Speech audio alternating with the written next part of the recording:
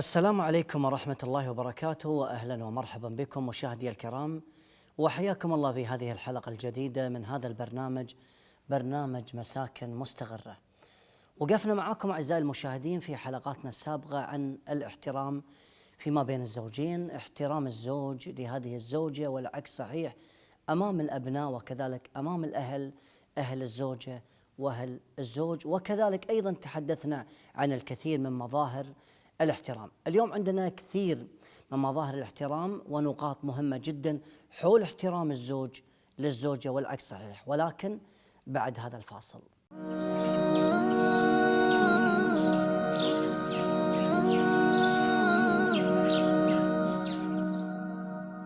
عدنا لكم مشاهدي الكرام وحياكم الله من بعد هذا الفاصل، وارحب بضيفي وضيفكم الدائم الدكتور راشد العليمي. حياك الله دكتور. الله يسلمك ويسعدك ويبارك فيك، وجزيل الشكر على هذه الاستضافه، بارك الله فيك. عسى الله يطول عمرك وينفعنا ان شاء الله بعلمك دكتور. امين جميعا، بارك الله فيك. دكتور، يمكن في حلقاتنا السابقه قاعد نتكلم عن احترام الزوج والزوجه ومظاهر هذا الاحترام. اليوم عندنا سؤال مهم جدا، الا وهو احترام الزوج بعدم رفع الصوت عليه امام ابنائه. يعني بعض الزوجات ممكن ترفع الصوت على زوجها امام الابناء وكذلك ايضا في الاماكن العامه. يعني دكتور ممكن مرينا في بعض القصص وبعض المواقف، شفنا في حديقة، شفنا في جمعية، شفنا في منتزه، ممكن يصير الصوت عالي فيما بين الزوج والزوجة. يمكن ذكرنا في حلقات سابقة عن علو الصوت الزوج على الزوجة في البيت أمام الأبناء أو العكس، لكن الآن في أماكن عامة دكتور ممكن حتى يتبادلون الضرب في الأماكن العامة. بداية بسم الله والحمد لله وصلى وسلم على نبي الله وعلى آله وصحبه، ما بعد. جزاك الله خير استاذ جابر على هذه الاستضافة وعلى هذا اللقاء، وأسأل الله العلي العظيم أن يجعل هذا البرنامج مباركا كريما موفقا مسددا لك في إدارته، وأيضا لمن شمل في رعاية وإدارة هذا البرنامج. الله يبارك فيكم جميعا. خلينا ناخذها قاعدة، لماذا أن النبي بل شريعتنا حذرت ونبهت إلى هذه الجارحة ألا وهي اللسان. انظر إلى الكثير من الأمور التي نسعد فيها بحياتنا، لها دور وسبب في ماذا؟ في حسن انتقاء الكلمات. انظر إلى الكثير من المشاكل التي تقع بين الناس، لها دور في قضية ماذا؟ سوء اختيار وانتقاء الكلمات. المشاكل فتش عنها ليس لها سبيل في وقوعها إلا قضية ماذا؟ الكلمة. الكلمة إما أن تسعد وإما أن تتعس. الكلمة إما أن تطرد الإنسان من الجنة أو تدخله إلى الجنة. خرج يعني بعض الناس من الإسلام بالردة بماذا؟ بالكلمات. أيضا الزواج بكلمة، الطلاق بكلمة، العراق بكلمة. مستحيل أنا جالس وأنت جالس، نسأل الله أن يبعدنا على هذا الأمر، يكون بيننا خلاف إلا لابد أن يسبقه ماذا؟ كلمات. والكلمة إما أن تفتح القلوب أو أنها لربما تسود العلاقات التي في القلوب. لما نتكلم عن هذا الأمر ويحذر الزوج والزوجة من هذا اللسان الذي النبي صلى الله عليه وسلم كان يعني يتعود أملك عليك لسانك، هل نحن مؤاخذون بما نتكلم به؟ فالنبي صلى الله عليه وسلم يقول ثكلتك أمك يا معاذ، وهل يكب الناس على مناخرهم أو على وجوههم في النار إلا حصائد ألسنتهم. شنو اللي نحصده من ألسنتنا؟ شنو بعد ذلك نجده إما إلى النار نسأل الله العفو والعافية أو إلى الجنة. هذا الذي أوردني الموارد. هذا الأمر يعني في عندنا. فكثير كثير كثير مشاكل الزوج والزوجة ليست بقضية أنه مديدة، ما راح يمديدة ابتداء، يسبقها ماذا؟ الكلمة. الثورات التي تكون بين الشعوب أو داخل الشعوب لابد أن يسبقها ماذا؟ أولا كلمات. مستحيل أن الإنسان يكسر بالشارع أو يقتل أو يفجر إلا لابد تسبق ماذا؟ كلمات. هل هذه الخطورة؟ نعم. فما بالكم بالمملكة الصغيرة التي هي البيت التي يرعاها هذا الزوج مع الزوجة مع الأولاد. فهنا إذا عرفوا من البداية أنا أحتاط من لساني والزوجة تحتاط من لسانها، أنا أنتقي كلماتي وهي تنتقي كلماتي، أنا أكسو كلماتي بالجمال بالأمر الطيب، بدل ما أقول اطلع أقول شنو؟ تفضل. بدل لا أقول والله أنت ما تفهمين أقول والله يمكن كلامي ما كان واضح. بدل ما أقول شنو هالطبخة أقول لك شنو؟ أقول كأنك اليوم أنت تعبانة مرهقة. شوف هذه سبحان الله ترى هي النتيجة واحدة، ترى النتيجة واحدة، صح ولا لا؟ صحيح. لكن شنو الطريقة الذي أوصلت فكرتي بماذا؟ يتقبله الطرف الآخر. فالزوج العاقل الحصيف اللبيب الذكي الحكيم يعرف كيف يوصل فكرته ولو كان الخطأ 100% من الزوجة، لكن ماذا؟ يوصل لها بطريقة ما جميلة. اليوم كنش مرهقة، كنش تعبانة، لا في شيء مكدرك اليوم، ليش؟ مو عاد ترفعين صوتك، يعني شنو هني؟ تتقبل. غير لما يقول انت ما تفهمين، صوتك عالي، ايش فيك اذيتينا هنا ماذا؟ لو كانت هي المخطئة ماذا؟ ان الانسان من طبيعته ماذا؟ لا يتقبل الجرح في البداية. ايضا الزوج لو كان هو المخطئ 100%، شوف 100%، الزوجة هني غير لما تيله وتقعد يمه، اليوم والله فيك شيء، اليوم انت اليوم مو عاجبني، في شيء مكدرك. غير لما تقول انت ما تستحي، ليش رافع صوتك؟ ان انكر اصوات صوت الحمير، شو يصير بالزوج؟ هل يتقبل منها؟ لا. مستحيل استاذ جابر يتقبل منها. فالقضيه انا كلامك الجميل قضيه ان على قدر ما احترم الزوجه، على قدر ما تحترمني الزوجه، على قدر ما ننتقي في كلماتنا، على قدر ما تكسو كلماتها بالجماليات، نسعد بعد ذلك ونجد ماذا؟ المشاكل. بل احنا لماذا نحافظ؟ مو خوفا من المشاكل، مو بس خوفا من المشاكل، ايضا تعليما لاولادنا. لما الاب يشكر الزوجه جزاك الله خير ما قصرتي، العيال شنو عندهم؟ ترى يتعلمون. حتى الخدامه لما تحط يعني حتى هي تتكلم انجليزي او تتكلم عربي شكرا، الاولاد شنو بعدين؟ ترى يتعلمون هذا الامر. لما الزوجه تطبخ لنا ذيك الطبخه وتشوف الام ها احط لك، والله اليوم راح الرجيم، خربت الرجيم انت اليوم، شو اسوي اليوم؟ كنا ماكو ماشي اليوم، تضحك وتستانس. العيال شنو يشوفون؟ ان والله الام لما يروحون مطعم والاب يقول لا اروح مطعم وعندي هالام هذه عندها الزوجه، انسوا ما اروح يبا غير، لا ابدا. مثل ما في طباخ مثل طباخ امكم، شوف كلمات تبعث في نفسنا ماذا؟ الجمال، الامر الطيب. مثل لما احنا نرضاها لانفسنا ان انت ولا انا استاذ جابر نحب شنو؟ اللي يعز شاننا ويثني علينا ويمدحنا ويرفع من قدرنا، شنو هني؟ احطه على راسي، لو يطلب مني اي شيء اقول له لبيك، تامرني امر ابشر.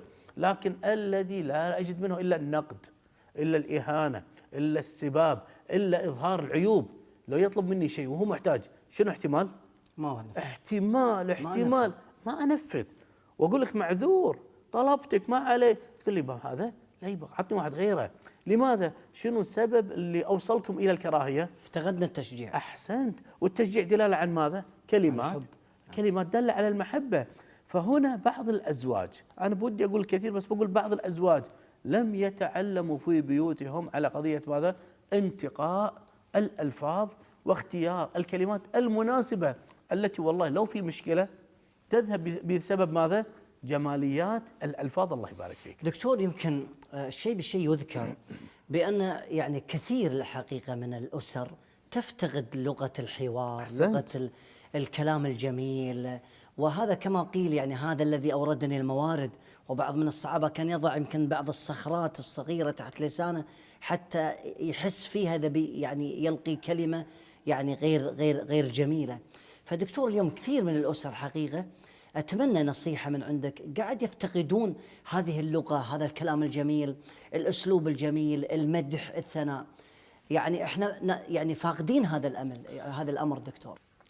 الأسرة كيف تربي أولادها ليتهيئوا لإقامة أسرة جديدة؟ يعني شوف الله سبحانه وتعالى لما خلق آدم وحواء ثم ظهرت بعد ذلك شنو؟ الأنوية، نواة اللي هي شنو؟ نواة لأسرة ثم تكاثر على الكرة الأرضية.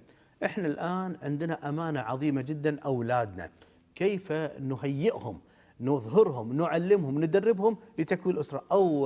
أولا مو قضية المسؤولية بالمال أو قضية قوة الجسد، القضية أخلاقيات. الأخلاق تظهر بماذا؟ بالكلمة. كلامك هو مفتاح قلبك. أعرف هذا القلب ماذا فيه؟ دلالة على ماذا؟ العقول، مغارفها ماذا؟ الألسنة. ماذا تغرف لنا أنت؟ فهذا الأمر الأب الآن كيف يعلم أولاده؟ هل يعلمهم وينقل بنقل غير مباشر كلمات سيئة بذيئة، كذب، غيبة، نميمة، شهادة زور، استهزاء، سخرية، تجسس، كل هذا موجود؟ أو أنه يظهر لهم ماذا؟ الشكر والثناء والتشجيع، حسن الظن، جزاك الله خير، الكلمة الطيبة، ما يرضى أن أحد يغتاب عنده أو يستهزأ أو يسيء، فيتعلمون. فلما يتعلم دائما الجلوس مع والده بهذا المنطق بهذا الأمر ينشر إلى الخارج، حتى لما يكون له أسرة. كذلك أنا ما أتكلم عن الشاب، حتى للفتاة لماذا؟ أنا أعرف والله كثير من الفتيات ما عندها مجلس غيبة ونميمة، لما تقعد حتى بالعمل تشوفي مجلس غيبة ونميمة تقوم منهم، مع انها تقعد تاكل معهم، بس من يدخلون بالغيبة والنميمة ايش تسوي؟ تسحب، لأن نصحتهم مرة مرتين عرفت إن كم فتاة زميلة عمل فيها عناد، فايش تسوي؟ تسحب نفسها بكل أدب واحترام وتمشي، تعالي يا فلانة قاعدة تقول لا خلكم، لأنها لما عجزت غادرت. إذا هذا أمر مهم جدا في الإنسان العاقل. فهنا الأسرة كيف تنشئ أناس يتهيأ له الزواج بقضية ماذا؟ تربية لفظية، التربية بالكلمات، تربية بانتقاء الألفاظ. لماذا؟ يعني من الأمور يمكن مرت عليك أستاذ جابر، صغير عمره 8 سنوات يقول علي الطلاق إذا ما تعشى عندي. ما صارت لك هذه مرة؟ صحيح. من وين يابها؟ بالمدرسة ما يعلمونه، اسمح لي، إمام المسجد ما يعلمه، خطبة جمعة ما في، من وين أخذها؟ إلا من منو؟ من الأب. من الأب. فلما هذه الكلمات الأب يستخدمها دائما تلقفها من؟ هذا الطفل الصغير. راح نكمل ولكن بعد الفاصل دكتور. دكتور.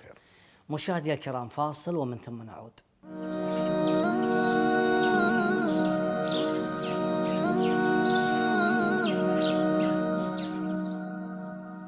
عدنا لكم مشاهدي الكرام من بعد هذا الفاصل، وحياكم الله، وضيفي الدكتور راشد العليمي، حياك الله. بارك الله فيك، جزاك الله خير. يمكن قبل الفاصل تحدثنا عن بعض الألفاظ اللي هذا الطفل ما شاء الله يعني يسمونه العقل الاسفنجة، اللي قاعد يسحب الشيء الجميل. كنت قاعد يعني تذكر بعض الأمثال الجميلة دكتور. جميل جدا. أنا ختمت الجزء الأول معك أستاذ جابر، الله يبارك فيك وفي علمك وفي حضورك الجميل، على قضية أن تعجبت أن بعض الناس عمره 7 10 سنوات علي الطلاق إذا ما تنزلون، علي الطلاق إذا ما تعشون. أنت لا متزوج ولا المدارس ما يعلمونك، خطيب الجمعة ما يعلمك، من وين أخذتها تلقفتها؟ إلا من والده، لأنه صار على لسانه شنو علي الطلاق. يقصد شنو؟ توثيق العهد والميثاق، خطأ شرعا عرفا اجتماعيا. لكن هذا أنا أبين على أن هذا اللفظ لما الابن تكرر سماعه من والده شنو صار عليه؟ لزمه. لماذا بعض العيال لما يحلف شنو؟ والنعمة راس أبوي. وكان عندنا حلف احنا قديم نقول شنو؟ والسماء الزرقاء. من وين أخذناه؟ ترى من أهالينا، خلينا نكون واقعيين، صح ولا لا؟ صحيح. إمام المسجد ما راح يعلمنا، بالكتب مو موجود، إلا ماذا أخذناه من أهالينا. إذا هذه الكلمات إما كلمات جميلة، جزاك الله خير، بارك الله فيك، آمر عمي، على راسي، ابشر بالخير، أو إنه يتعلم شنو؟ كلمات لربما فيها من الشركيات اللفظية، أو لربما كلمات مخالفة لعاداتنا الاجتماعية، أو لربما كلمات بذيئة. لماذا نجد أن صغير يعرف يسب ويشتم؟ من وين؟ لا تقول لي ترى المسلسلات، لا تقول لي الجرائد، لا، أخذها من ماذا؟ من بيته. لما يجد الأم ولا الأب بينهم السباب والشتم واللعن، شنو هني؟ مثل ما تفضلت كلمة جميلة، سفنجة، تاخذ تمص وبعدين شنو؟ تنضغط بسبب ماذا؟ وترش على غيرها. إذا احنا في بيوتنا عندنا أمانة، علينا مسؤولية، مثل ما نريد لأنفسنا الخير نريد أن نزرع في أولادنا ماذا؟ إن عمره ما سمعني أسب. أنا أتكلم عن نفسي، أنا سبتي لو بسب واحد يا الغبي يا التعبان. شوف هذه شنو هني؟ هذه هي يعني لو السبة كذي يعني عصب يا الغبي يا التعبان، أو الله يقطع بليسك. وبعضهم ما يقبلها يمكن. ما عليه يعني هذا، أو لا الله يقطع بليسك، أقول حق الواحد حتى باللعب ولا شيء أقول هالكلمة، شنو هني معناها؟ آمين الله يقطع بليسك. شفت؟ أما ما تصل إلى أعوذ بالله أما ما تصل أعوذ بالله إلى قضية شتم للوالد للوالدة للعرض، لا أعوذ بالله، نسأل الله أن يسلمنا ويسلم غيرنا من هذا الأمر. فالشاهد من هذا الأمر كما نربي أنفسنا نريد أن نزرع هذا الأمر بانتقاء الكلمات، اختيار أجمل الألفاظ، نكسو عباراتنا بأمر جميل يتعلم أولادنا بعد ذلك. طيب دكتور، يعني في هذه النقطة يمكن اليوم الأبناء لما يروح مع والده أي مكان أو حتى في البيت، من خلال مناقشة الأب أو سوالف الأب للأم قاعد يلقط بعض الأمور. أحسنت.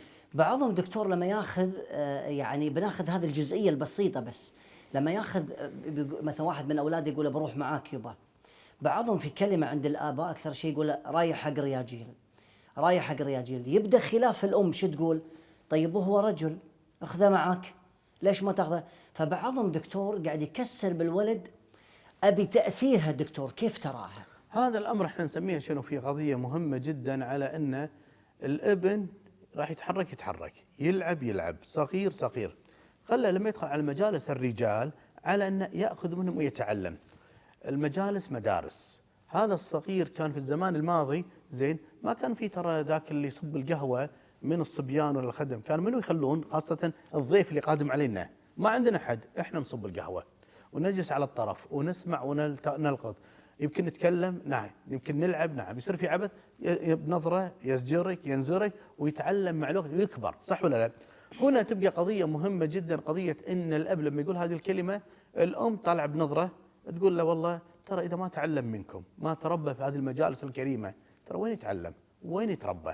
تعطيه ايضا لفت نظر، ما تكسر كلام الاب. حلو. يعني هذا امر مهم جدا، تعطيه بنظرة يا ابو فلان والله مجالسكم عامرة بالخير، خليه يتربى منكم، ياخذ يلقط منكم الكلمات جميله، لما يشوف ربعك، لما يشوف العزوه اللي عندك، يشوف ابو فلان ابو فلان فلان، خله مره بالشهر مره مرتين يروح، الناس يشوفونه وهو يشوفهم، اذا حبهم يروح المسجد بعد ذلك.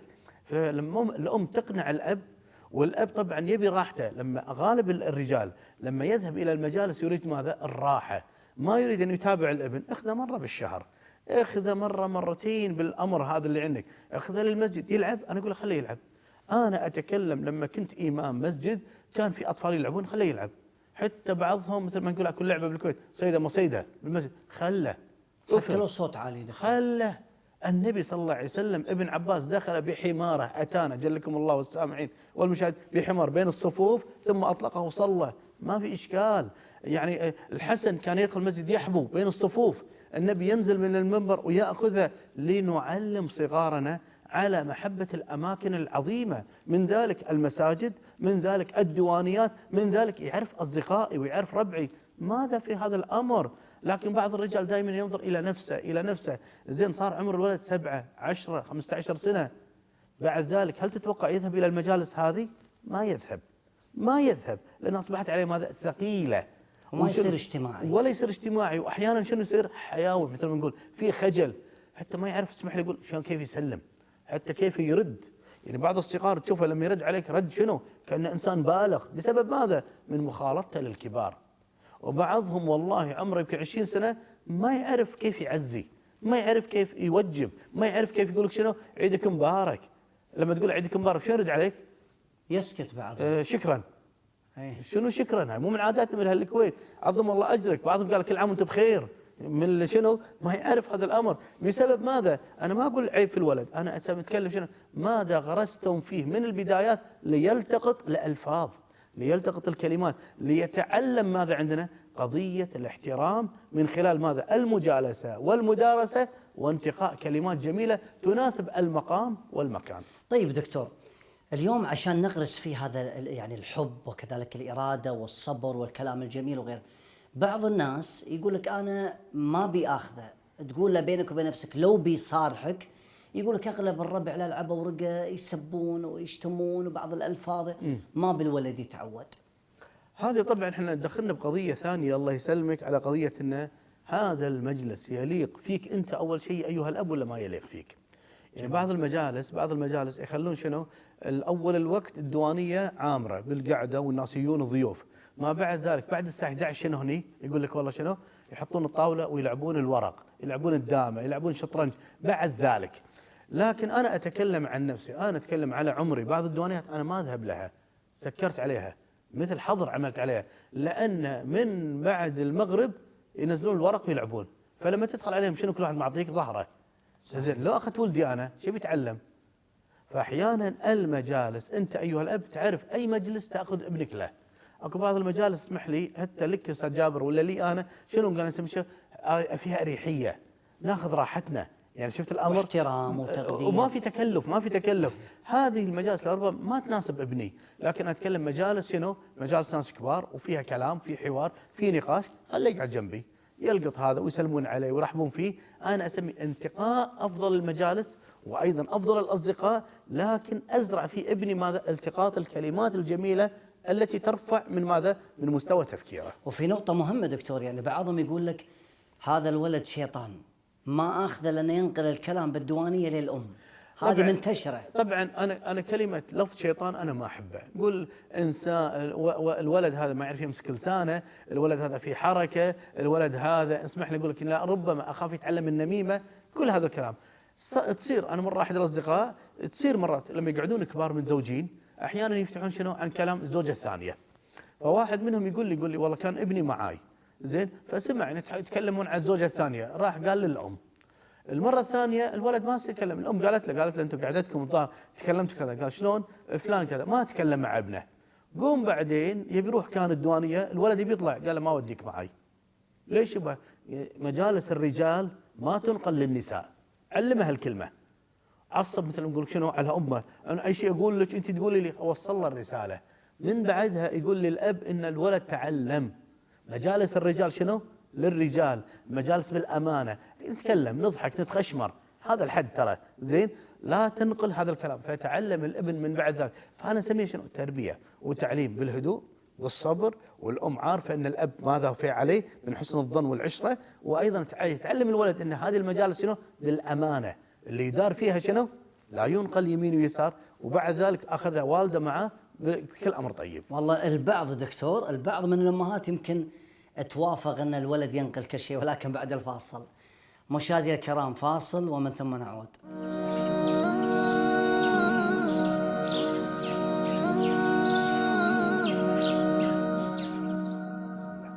عدنا لكم مشاهدي الكرام من بعد هذا الفاصل، وارحب بضيفي الدكتور راشد الديمي. حياك الله دكتور. الله يسلمك، جزاك الله خير. دكتور، مظاهر الاحترام بين الازواج وتعليقك عليها، وبنذكر يعني من النقاط المهمه هو انشغال الزوج دائما بالتليفون عن الزوجه، اللحظه بالسياره، اللحظه بمطعم، اللحظه بسفره، وبعض من الزوجات تشتكي، اكيد مر عليك قصص كثيره دكتور. هذا من المظاهر الداله على ان الزوج راح يكون بقلبه ان الزوج ما يحترمني. احنا في الغالب استاذ جابر، انا ولا انت، لما انت تكلمني بموضوع وانا ماسك التليفون اقول لك كمل، شنو يعطيك احساس وشعور؟ مو محترم. احسن، وهذا اللي مو منتبه علي، اذا انت مو مقدر كلامي، اذا انت مو متقبل اني انا اسولف. جميل. كذلك الزوجه مع الزوجه، لربما لما يوصل له تليفون مهم يستاذن منها، يقول له تليفون من الوزير، من المدير، حتى من والله من فلانه وفلانه، وايضا يعطي التليفون المكالمه هذه قدرها بالوقت المناسب. لا يصير ان بعضهم شنو يطلع اول ما يصعد السياره ماسك التليفون، لما يوصلون المطعم وبالمطعم يتكلم، لما يرجعون البيت يقول مكالمه مهمه، قول لهم لما ارجع اسمح لي انا طالع مع الزوجه. او حتى الزوجه لو ان امها متصله تقول لها يمه الحين والله طالعين مع فلان، ان شاء الله لما نرجع انا اتصل عليك يمه، خاصه اسمح لي من الموضوع الذي لو ارجعته سيتاثر بعد ذلك، اسمح لي ما في الا فضفضه من بعض الناس. فقضيه ان هذا مظهر يدل على عدم الاحترام، اقول لك نعم، لان من الاحترام ان انت لما تكلمني شنو اعطيك؟ انتباهي ونظرتي، وحتى لو انا بالسياره المره تحس انه اي نعم شلون واكمل واسوق، هذا الامر جميل جدا. فكل هذه الامور اول شيء اعطي المكالمات وقتها، ايضا اعطي اهتمام لمن يتكلم، وايضا لو صار في مكالمه ضروريه مهمه اعطيها قدرها المناسب الذي ليس له الاولويه، لان الاولويه الخروج مع الزوجه او الزوجه مع زوجها، واعطيها هذه استئذان واخلص وسكر الله يبارك فيك. طيب دكتور، يعني اللي وظيفته مهمه، يعني خلينا نقول مثلا المحامي، الدكتور، عضو مجلس الامه، ايا كان. سؤال جميل جدا. السؤال ما الامر من هؤلاء كلهم من هذه الوظائف المرموقه الذي لو اخرت المكالمه الى نصف ساعه سوف يتاثرون؟ الطبيب دكتور ممكن. الطبيب فيهم طبيب هذا قضيه اخرى، حياته وموت، راح يهد زوجته يمكن يروح المستشفى، لكن او لربما يقول لهم سووا كذا كذا كذا منهجه. لكن عطني اي وظيفه، لو مدرس، لو محامي، لو قاضي، حتى لربما طيار وكذا، ما المكالمه التي لو اخرها سيتاثروا منها؟ ما في، لان التاخير شنو كلها؟ ترى ساعه ساعتين. ولذلك انا من الناس اتكلم عن نفسي، لما بعض الناس يتصلون علي 6 7 8 مرات، شنو هالامر هذا؟ معناه انه شنو حياته وموت. لما تتصل ولا بعدين واحد يقول لك والله عندنا استشاره اسريه، لو الزوج كان عصبي على زوجته، ايش رايك دكتور؟ تحس انه نوعا ما انت من ابتسامتك استاذ جابر على انه متصل 6 مرات، متصل تطلع بعدين مرأة، بعدين تقول زوج والله عصبي على زوجته ورفع صوته، شلون ننصحه؟ زين، هل الان النصيحه الان لو اخرناها ساعه راح يتاثر الموقف؟ ولا في مجال؟ في مجال. فمثل هذه الامور انا اقول قدر اولويات حياتك، اعطي لكل شيء حظه. الان انت مع الزوجه مكالمه مثل ما تفضلت مع طبيب، الان يعطونها الجرعه ولا هالجرعه، كم راح تطول المكالمه؟ اقل من 10 دقائق ينتهي. لكن غير بعضهم مكالمه يبي يخلص اعمال بكره الان على حساب الزوجه، ما يليق. طيب دكتور، احترام الزوج للزوجة بإنصات الجيد لحل مشاكلها. جميل جدا. الزوجه اول من تذهب اليه زوجها. صحيح. فاذا من البدايه الزوج علمها ان ماذا؟ يستمع، ينصت، ما يتكلم، ما يقاطع، ولا ايضا يضع الحلول بسرعه، الزوج راح تتعلق فيه. لكن اذا الزوجه شافت من الزوج اهمال، عدم انتباه، مقاطعه، يعطي حلول سريعه، ايضا لربما ما يعطيها الاهتمام انه ما ينظر لها، راح تذهب الى منه؟ التليفون، الى امها، الى والدها، الى اخوها، الى صديقتها، وتنام على التليفون ساعه ساعتين. فهنا الزوج على قدر ما يعطي الزوجه من ناحيتها الانثويه، راح تجد ان ماذا؟ اي امر ياتي له صغير او كبير من تتوجه مرشدها الاول، وهو من؟ الزوج. الى الزوج الكريم الله يسلمك. حتى دكتور لو كان يعني كلام المرأة مثلا، بعض الناس، خلينا نكون صريحين دكتور، المرأة ما شاء الله تحب تشرح كثير وتطول في الموضوع، يعني بعض الرجال طبيعة بعض الرجال ممكن يتعب من هذا ما الأمر. عليه، طبيعة تتعب الآن لكن تكسب على مدى. لابد أن تفهم، أنا ما أتكلم مع رجل، أنا أتكلم مع أنثى، والأنثى أيضا لابد هي من الطرف الآخر تفهم أن الرجل عنده سعة محدودة في قضية الإنصاف، يحب الاختصار. إيه، أنت التشعيبات عندك كثيرة، التفصيلات ما شاء الله ممتدة، الرجل يريد ماذا؟ تركيز على النقطة التي يتم الحوار حولها. نتكلم عن شنو؟ نشتري شراء سيارة، لا تكلميني على ان شنو السياره هذه لربما زرقاء حمراء كذا، السياره هذه لربما الان نشتريها بكذا ولا بكذا، لا اعطيني ميزانيه تسمح ولا ما تسمح، هذه النقطه الاساسيه. لربما نتكلم عن السفر، لكن الحين نتكلم شنو؟ عن دراسه الاولاد، وتتكلم عن شنو؟ امس رحنا المطعم، وتتكلم عن لا تتشعبين، اعطي النقطه المهمه جدا. فهي اذا فهمت وهو اذا فهم راح يكون بينهم الاحترام موجود. طيب دكتور، أكيد أن هذا بيكون آخر سؤال إن شاء الله في هذه الحلقة. احترام مشاعر الزوجة أثناء الحزن، بعضهم تقول لك في وقت حزني هو مو معاي مو صوبي، يطلع ويخليني. تفضل دكتور. أنا ما أتكلم بالحزن بمعنى أن مات عندها أحد ولا متضايقة، أنا أتكلم حتى الزوج لابد أنه يراعي الزوج لما يكون عليه العذر الشرعي، عفوا على هذه الكلمة، تكون عليه الدورة الشهرية، هذا يسبب الحزن، يسبب لها ألم شديد جدا، ألم شديد جدا لتغير هرمونات عندها. فلا بد أن الزوج يراعي. كيف يعرف؟ يعرف من العشرة أن متى الدورة الشهرية عليها، يعرف عفوا خلينا نتكلم بكل أريحية، يعرف من ملابسها، يعرف من حالتها، يعرف من رفع الصوت عندها، يعرف من تغير المزاج، وعدم صلاتها. لا هذا الأمر كله موجود، فلا بد أنه يقدر هذا الأمر، يعطيها مساحة. فلو أن رمت كم كلمة ثقيلة شوية ما تلق فيها، يفوتها، بمعنى شنو؟ الآن الوضع متأزم عندها، فيفوت الفترة اللي تجي لها قليلة جدا، يومين 3 أيام ترى بس، هذا الأمر. ولا سلوكها ماذا؟ امرأة كريمة عفيفة حبيبة لطيفة رقيقة، كل هذا الأمر عليها. ولربما يأتي لها أمر من وفاة أحد من أقاربها، لربما في مرحلة حزن يموت الخال العم الأب، يجعل لها مساحة، تبي تروح العزاء، لربما ما تكلم أحد، لربما ما تطبخ، لربما أيضا حتى قضية المعاشرة الزوجية ما لها الآن الرغبة في هذا الأمر ولا الاشتياق، فالزوج يدع لها مساحة من الحزن، من البكاء، من أن تكون عند أهلها، تكون عند أمها لفقد والدها على سبيل المثال. هذا الأمر دلالة على تفهم الزوج لحالة ماذا؟ الزوجة.